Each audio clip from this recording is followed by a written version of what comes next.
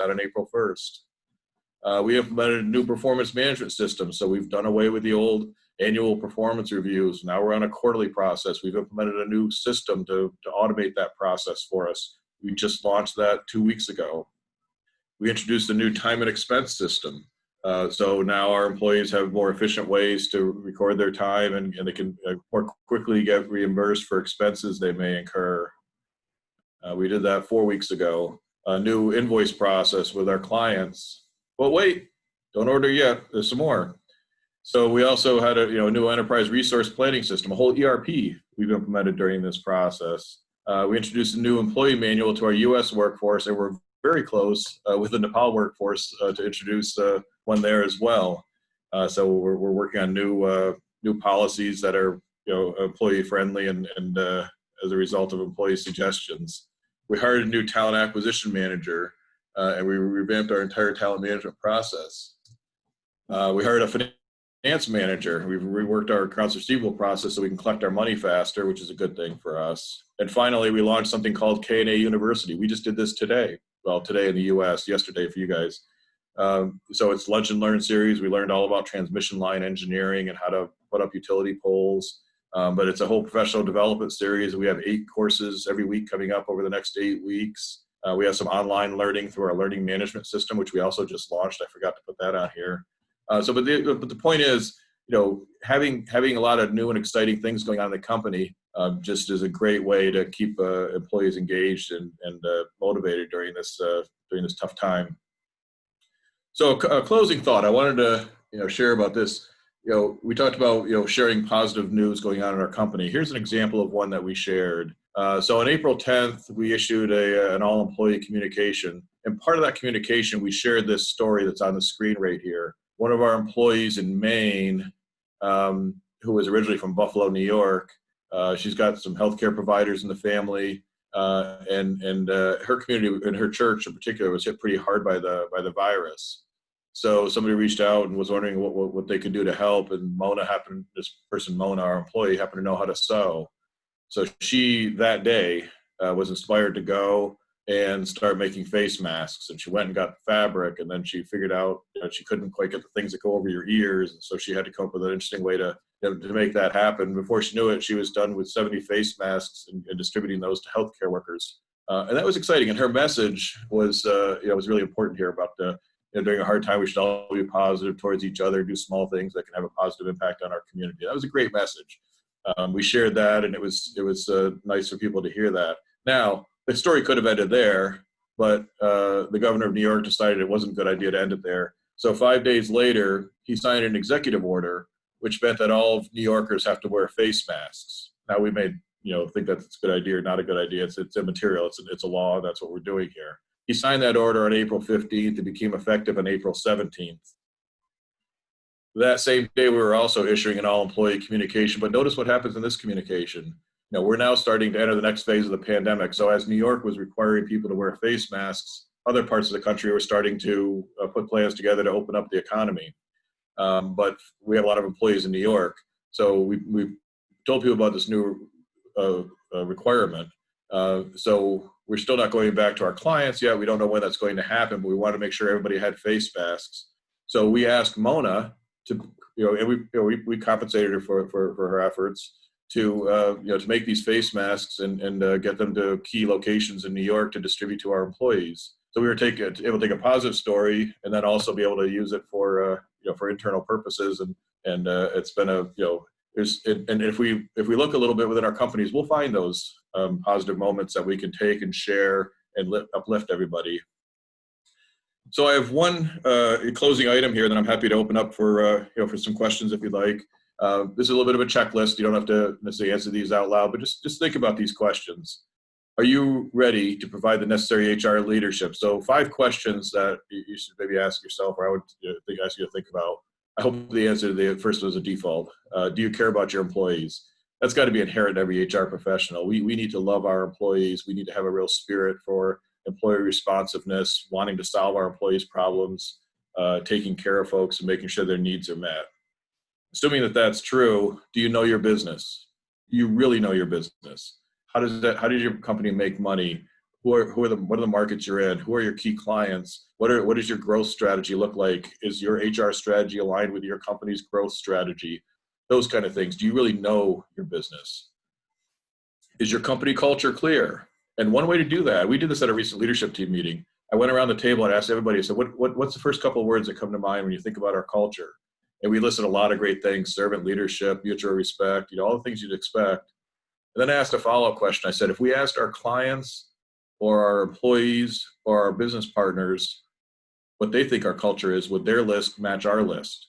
And we kind of said, maybe not in all cases, right? So is your company culture clear?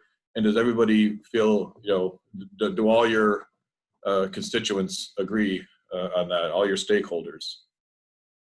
The fourth question is, does your CEO consider you a strategic partner, right?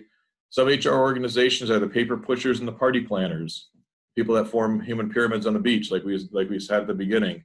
Don't be that HR leader, right? You want to be the one who earns your spot at the table and demonstrates real value in the moment as key decisions are being made. You've got the information that's necessary for people to incorporate into that decision making. You're the influencer who can help make sure it happens the right way for the business and for the employees. And finally, have you earned the trust of your employees? Employees, are a cynical breed. They'll come to a company and they'll be kind of having looking around to kind of say, is this really as good as they told me during the recruiting process? What's different about this place? Is my manager going to be okay? Are they going to care about me? Does the company, when making a decision, do they think about how it's going to affect me, and are they doing the right thing? So, and if you answer no to these questions, it's not the end of the road, but it's definitely an opportunity to think about how could I convert that no into a yes, or that maybe into a yes, and be really confident about those answers, because in my estimation, that's what's going to bring the right level of HR leadership, whether you're in the middle of a pandemic or just trying to manage through a growth or a contraction cycle or whatever your business experience is. You can say yes to those 5 questions, you're going to do some amazing things for your company, and we will succeed together. So I'm sorry I ran a little bit over, and I'm sorry I had a little confusion with technology at the beginning, but if there's maybe some questions or things I could clarify or expand, I'm happy to open it up for some questions if you'd like. Yes, I'm going to unmute our participants. If they have any questions, they can ask you directly. But hopefully others will keep their video and audio on mute so that you can hear the question.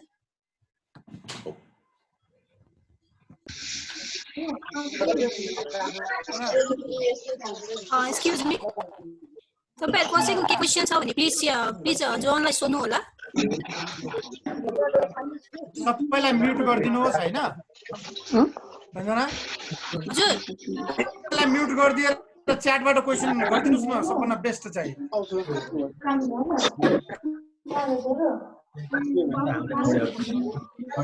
Yo video mute गरिदिनुहोस् च्याटबाट question गरिदिनुहोस् के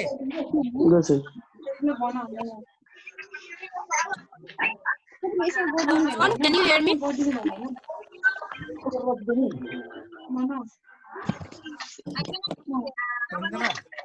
Okay, I can hear you. I was just muted for unmute myself. Is there a question?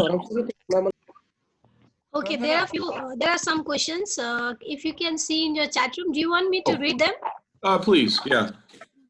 There is one question from Rupesh Rester. Hi John, great presentation, but the fact is hard reality, even with the big branded companies speaking about layoff within month of pandemic. What is your say to them? Is a company considering a layoff? Is that the question? Sorry, I couldn't hear you. The question is regarding a company considering a layoff? Yes. Yeah, so that's the same situation we're in, right? So let me go back to this one slide here to kind of reinforce that. So when the business conditions cause us to consider laying someone off, how do we go? How do we think that through? So here's hold on a second here. I just passed it. So let me go back to this U.S. example for a minute. All right. So that's exactly what we had to think about. Business conditions require us to conduct a layoff. So being employees first doesn't mean we never lay anybody off, right? Business first, employees first doesn't mean we never fire somebody, and we do them consistent with our culture. So if business conditions require us to think about a layoff, okay, so is this a percentage of our workforce? Is it one particular part of the business? And once we narrow down where we need to have the impact, how do we evaluate who's going to be impacted? Is it going to be based on seniority, which maybe it has to be because of a union agreement? Is it going to be based on performance, which is always my preference, so that the better performers stay and the weaker performers are the ones that are impacted? And then how do we communicate that in a way that's that's honest and compassionate with the employee? And also, what can we do to make that better? Because this is a company decision. In some cases, the answer is going to be, there's a downturn in part of the business, and we're going to have to fire, we're going to have to lay off 5 people. And there's 20 people, and they're all really good people. So, okay, it is what it is. So how do we create a salary or benefit continuation package that softens that impact and gives that employee some time to find another job while they're still on our payroll and still having our benefits? How do we make sure that we support them and help them be eligible for unemployment benefits or other government things that they might be eligible for? So hopefully that helps a little bit in terms of the thought process and how to do that in a way that's again consistent with our culture and respectful of employees.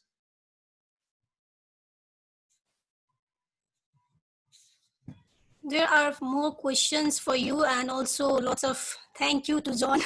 Okay, I'm going to read another question from Sri Singhi. We are treating employee first as our culture, but when business is losing, how we sustain our culture? Okay, so employees first is the culture, but the company is not succeeding financially, correct? Yes, yes. Yeah. So a couple things that come to mind. So I've been in a situation like that before. So part of the answer is what I've seen in a couple of situations like that, and maybe true for you as well, I'm not sure, is are the employees part of how they're in a consulting company, as an example, okay? So when we are transparent about our financials, when we're transparent about how the company's doing, whether it's good or bad, we can also engage our employees in the results. So our employees are at our client site every day. They could see buying signals. If we engage those employees and make a compensation plan, they become part of how we make money. And so that helps us become more profitable. So not knowing the type of business this person is in, I would say making sure that the number one thing is making sure the employees understand how the company is performing and what they can do to help the company perform better. So if you're in a manufacturing business, how can employees be empowered to think of a more streamlined way, change the workflow, do something to make the cost of manufacturing that product less so the company becomes more profitable? Or if you're in a service industry, how can we encourage and reward behaviors that delight our clients and cause them to come and want to buy our product again or experience our service again? But it all comes down to engaging the workforce. Where I find that it's an employees first company, but a company's not performing well, that's usually the disconnect, is that the employees may be coming first in some decision making, but they're not involved in how the business is run and they don't know how to help the company perform better. Hopefully that helps. Thank you, John. There are more questions. I can see from Roshan Koirala, in a service industry, major differentiating factor is employee with us as other services may be copied easily.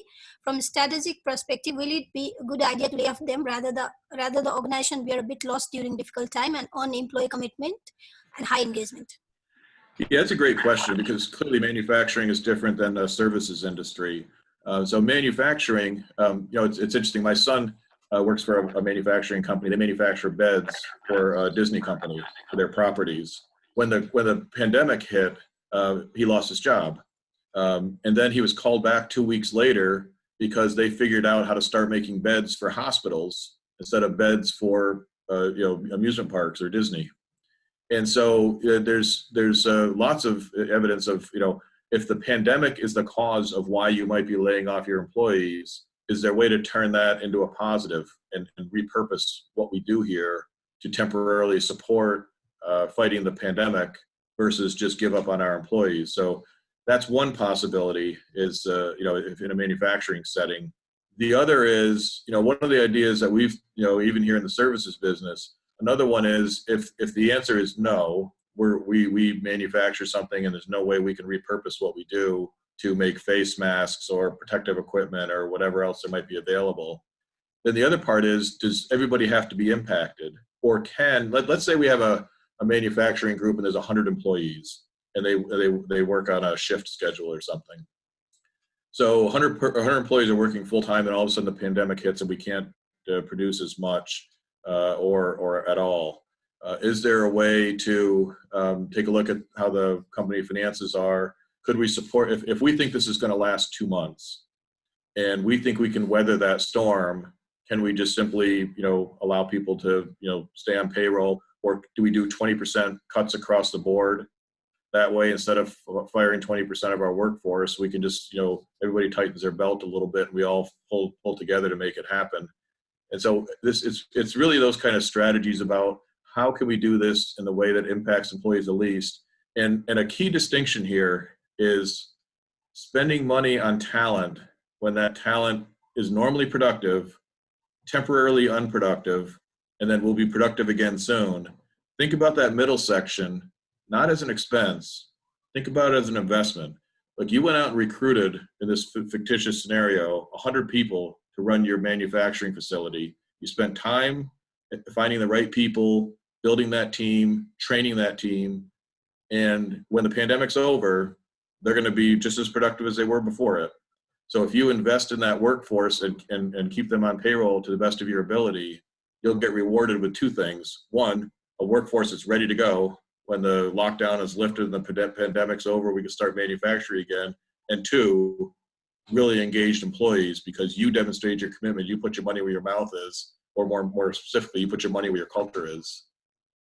Hopefully that helps. Yes, indeed, it is going to help. One more question from Kritik Harka. How can we influence the staff to do something without monetary motivation digitally in such situations? That's a great question. It's funny. A lot of people struggle with how to do reward recognition and the cost of that. And it's interesting that most, you can certainly spend a lot of money on rewards and recognition, but most of the most effective rewards don't cost a dime. It just has to be genuine.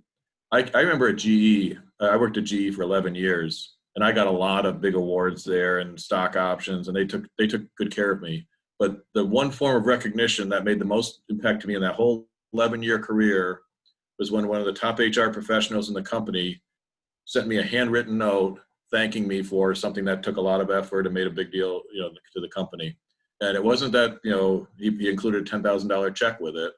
He just wrote a personal note. It wasn't an email. It wasn't, something else. It was just a personal note that I kept my entire career there at GE. Those, employees want to be recognized at work. That doesn't mean that you have to throw money at them. And the other part about recognition that's really important, I think, is it needs to be personal, and it needs to be the way someone wants to be recognized. So, for example, let's say someone on your team does something really great. They work extra hard at something, or they come up with a really ingenious idea, or whatever it happens to be, and you want to, sing their praises. So at your next staff meeting, you get up and you give a big parade and you shower that person with praise and lavish them with compliments, and they leave angry. Well, why might that be? That might not be the way that person wants to be recognized. Maybe they want to be recognized in private. Maybe they're kind of a personal, not that outgoing of a person, right? And so it's important as managers that we find out, when you do a good job, how do you like to be recognized? Now, some may say, show me the money. Okay, well, we can take that into consideration. But most are going to say, this is, just tell me I'm doing a good job. Or, yeah, I want the balloons and the parade and the party. I like a big deal made when I do a good job. So make sure you're personalizing that recognition. If it's genuine, if it's personal, if it's timely, if it's specific, those are the key things. And it generally doesn't take a lot of money to do that. It's just doing it and following those principles that I found works well. Thank you, John. I think we are going to take 1 or 2 more questions before we wrap up this session. There is one question from Uma Basnet. She's saying, hey, John, thanks for your wonderful session. It is really easy to have the culture in place when your team is small. As you grow globally, there are diverse team working. So how would you still have your culture in place? Does K&A Engineering Consulting has some plan in place so that it is same culture all around the globe? That's a great question. So there's 2 things that, there's lots of things that threaten culture, but 2 in particular that make it challenging. One, as you described, as you go from a small team to a big team, it's very hard. I'll give an example. I'm not sure what the laws are like in Nepal, but in the U.S. the laws are changing around marijuana. Right, it's legal in most states now, and they're decriminalizing it and all that kind of stuff, and that's created a whole cannabis industry. And I started working with that industry a few years ago because they were struggling with culture. They were largely small or operations that were, not even real operations because they weren't legal for a while. Then they all of a sudden became legal, and now they wanted to think about, well, how do we become big operations and not lose our culture in the process, right? And so a couple of thoughts on this. One is there's organic and there's inorganic growth. So let's talk about organic growth, which means you're just hiring lots of people and growing the company. Organic growth means you really have to take a hard look at talent acquisition. How are you going out and finding that next employee, and how will that next employee fit into your culture? We just went out recently and hired a new finance manager, and we talked to a lot of different people. And the person we ultimately hired, he met with 5 or 6 people on our senior leadership team. We all agreed, yeah, we could see this person sitting at our senior leadership table, advising us, working with us, and fitting well into our culture here. So a lot of it is about fit for the role, right? And then making sure that when we do all that effort on the talent acquisition side and go and find the right person, making sure that our onboarding and orientation is reinforcing what we've talked about during the talent acquisition process. So making sure the person comes in, has a great first week on the job, has a good orientation, and gets connected with what the organization's about, gets connected with the manager, has all their equipment ready to go. Making sure that, and when those things when the talent acquisition and onboarding and orientation things are lined up, people are more likely to understand the culture and assimilate in very easily. The second is inorganic growth, and that's merger and acquisition time, right? That's when we go out and buy a company or something happens where an organization, a joint venture, whatever, people, 2 different cultures or something coming together. That's a whole different case study. So I won't get too much of that other than the fact that it takes a lot of work in the due diligence phase and a lot of work in the acquisition implementation phase to make sure that those cultures blend and neither culture is denied in that process. But that's a topic for another day. Thank you, John, for this session. I think we are going to wrap up now because of the time constraint also. And also it's been already for you, the time must be very late. I hope it's not for your time to sleep. It's been my pleasure, and I have lots more work to do tonight. So I'm happy to spend time, and I appreciate the extension and the opportunity to meet with you guys. And I'd be happy. I'll be in Nepal again when the travel is more convenient. So maybe we can get together then. If you'd like me to come and talk about another topic down the road, I'd be more than happy to. I really enjoyed our time together. Yes, and thank you. There are lots of in group chat we can see. Thanks, John, for a great session and always inspiring us. Thank you, Mohan sir and GS team. Thank you, everybody participating. Thank you, John, K&A Company, as well as Growth Sellers. So lots of appreciation we are getting. I'm extremely, really thankful to Priyanka for connecting me with you, and also to you for accepting our request of doing the session. Hopefully in future also we'll continue doing that, and we'll definitely invite you when you're in Nepal, and we'll have more inspiring and meaningful session with you to learn globally as well as our nationally how we can strategize in our work period. So thank you, John, for your time. Thank Namaste, you. John. Thank you. Namaste. Namaste. Thank you, John. Thank you. All right. Yep. Cheers. Bye-bye. Bye.